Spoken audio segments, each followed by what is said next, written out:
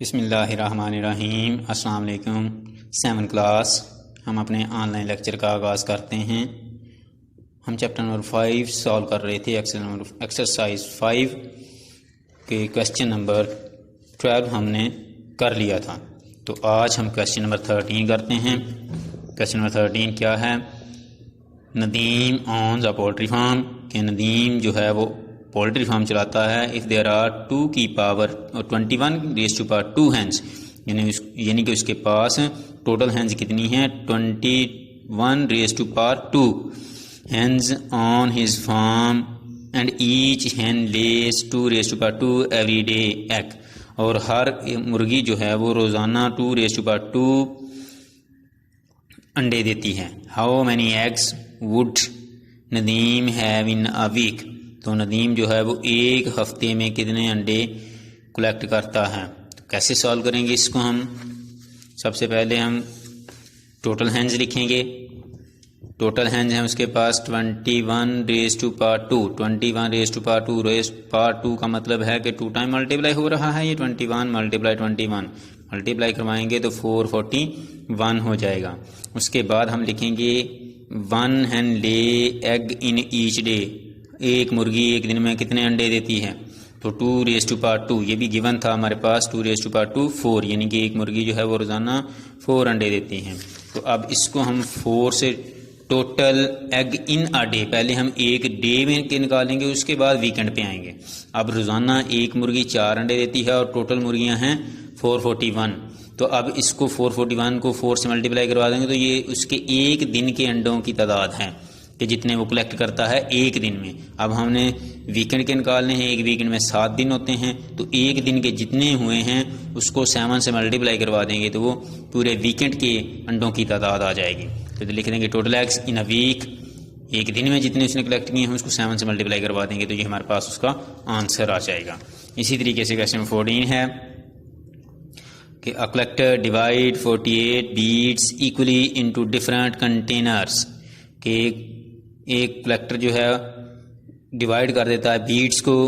बीड होते हैं गोल दाने, तो 48 बीड्स हैं। उसके बाद उनको डिफरेंट कंटेनर के ऊपर रखना चाहता है, लगाना चाहता है। तो इफ़ देयर आर 4 कंटेनर, अगर उसके पास 4 कंटेनर हैं, टोटल बीड्स कितने हैं? 48 हैं, और टोटल कंटेनर कितने हैं? 4 यानी कि 16 कंटेनर हैं। How many beads are contained in each container, तो हर एक कंटेनर के ऊपर कितने बीड्स आएंगे, तो ये आपने बताना है। तो इसका लिखेंगे हम टोटल बीड्स 48, इसी तरीके से टोटल कंटेनर्स 4 तो 4 का मतलब 4 × 4, तो ये 16 हो जाएगा।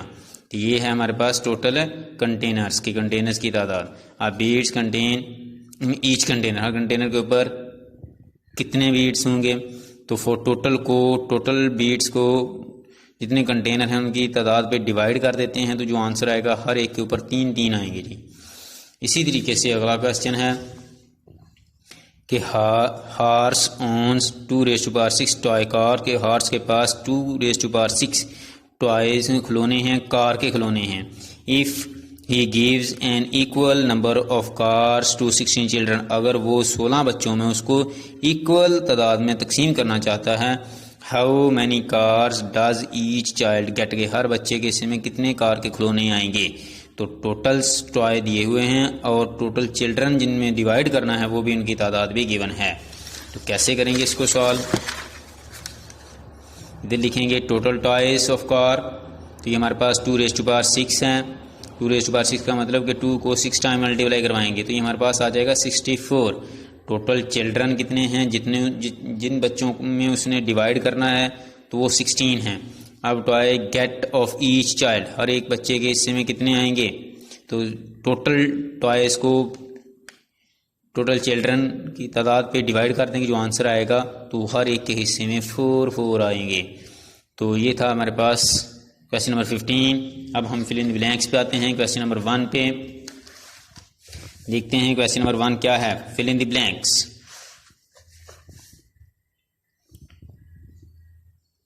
Power is another term of for exponent, के पावर को हम एक और नेम भी देते हैं, उसको एक्सपोनेंट भी कहते होते हैं।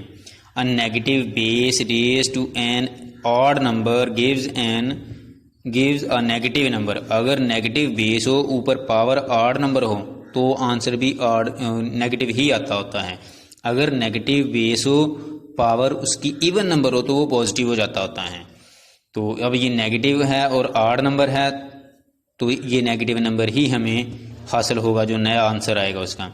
द वैल्यू ऑफ 5⁻³ मल्टीप्लाई 2⁻³ इस, इसको हल करेंगे। 5⁻³ का मतलब 5 × 5 × 5, इसका मतलब 2 × 2 × 2, उन सबको मल्टीप्लाई करवा देंगे तो ये हमारे पास 1000 आ जाएगा। If the base are the same their powers are added. अगर बेस सेम हो तो पावरें क्या कर देते होते हैं, उनकी ऐड कर देते होते हैं। A number raise to the power of 0 is equal to 1। कोई भी नंबर हो, इसकी पावर 0 हो तो वो इक्वल टू 1 होता है। इसी तरीके से अब state with the following, true और फॉल्स। बताना है कि ट्रू है या फॉल्स है।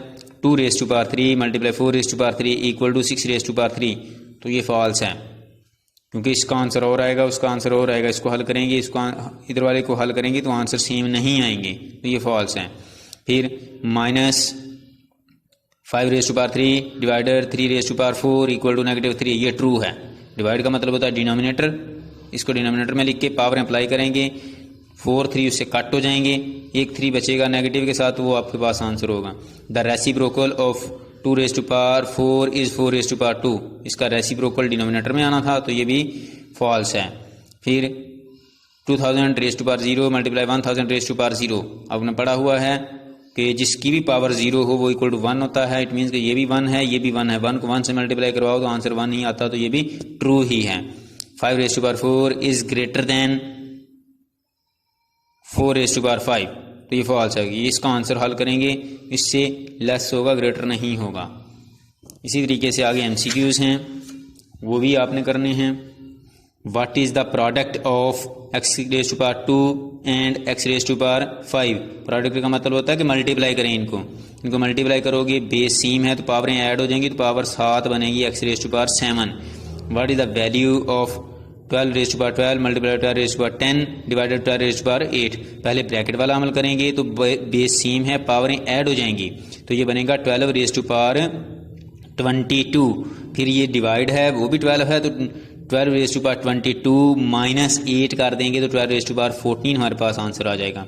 विच of the following is equal to 1। अब जिसकी पावर 0 हो वो इक्वल टू 1 होता है, तो इसका हमारे पास ये फर्स्ट वाला ही ऑप्शन करेक्ट है। फिर what is the square of, अब इसका स्क्वायर करेंगे, स्क्वायर उसको पॉजिटिव भी कर देगा, 5 का स्क्वायर भी करेंगे और नीचे वाले डिनोमिनेटर का भी स्क्वायर करेंगे, तो ये आपके पास आंसर आ जाएगा। इसी तरीके से which of the following is equal to 2/3। इनमें से कौन सा 2/3 के इक्वल है, इसको कट करेंगे, 4 2 = 8, 4 3 = 12, तो फर्स्ट वाला ही 2/3 के इक्वल है। द वैल्यू ऑफ 2⁻² और अगेन पावर 2, तो पावर के ऊपर पावर हो तो पावर मल्टीप्लाई हो जाती हैं, यानी कि 2 की पावर 4, तो ये 2 की पावर 4 हमारे पास 16 होता है। इसी तरीके से इसको सिंप्लीफाई करेंगे, इसको आप लिख सकते हैं 3⁻3, इसको आप लिख सकते हैं 5⁻3। ऊपर पावर 1/3 अप्लाई करेंगे तो पावरें कट हो जाएंगी, सिर्फ 3/5 आंसर आ जाएगा, तो ये हमारे पास इसका आंसर आ जाएगा। इसी तरीके से evaluate -2x⁻0 plus bracket -2x⁻0। अब ये सिर्फ इतना 0 पावर है और ये सारे की पावर 0 है। ये 1 की जगह पे 0, x की जगह पे 1 लिख देंगे, क्योंकि जिसकी पावर 0 हो 1 होता है, यानी कि -2 × 1 फिर प्लस ये सारा 1 हो जाएगा, +1 हो जाएगा, यानी कि ये वो -2 रहेगा, वो +1 रहेगा, तो आंसर इसका -1 आएगा। तो आज के लिए इतना ही काफ़ी है, यही आपने लर्न करना है। और होमवर्क में एक्सरसाइज 5 के लास्ट 3 जो क्वेश्चन है वो करने हैं। अल्लाह हाफिज़।